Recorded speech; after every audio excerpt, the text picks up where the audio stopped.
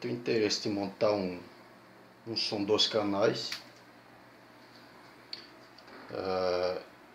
Estava com esse amplificador aqui dormindo. Aí, como esse CC aqui tem um grave bem presente, eu resolvi fazer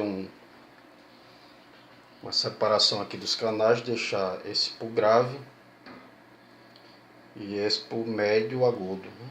Já que eu tô com 4 caixas aqui, as JBL ficaram para reprodução de médio grave e essas duas de baixo, enquanto eu adquiri um subwoofer, ficará como grave.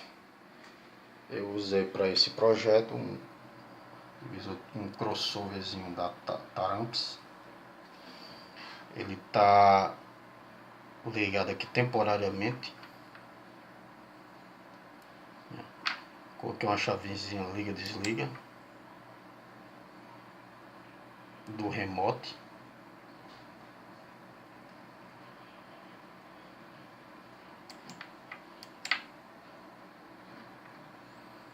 E tá funcionando normalmente.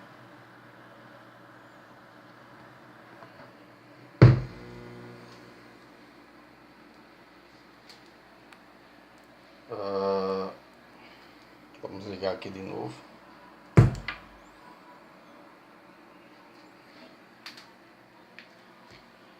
Ficou aqui para via do médio agudo e pros grave. Vou fazer um teste aqui de áudio.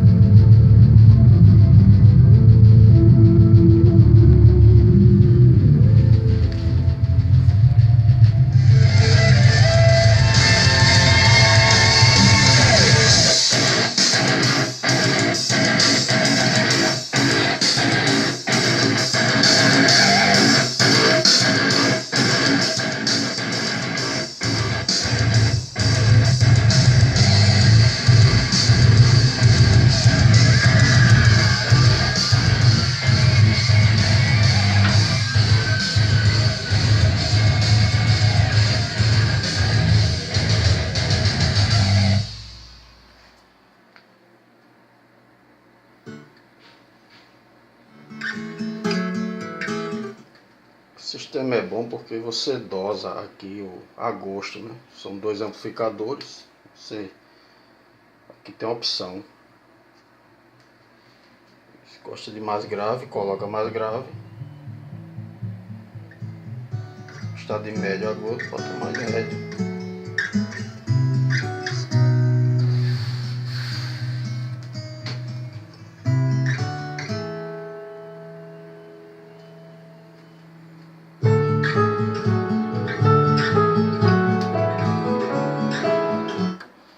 A ligação aqui é o seguinte, eu coloquei o positivo aqui nesse conector, esse fêmea.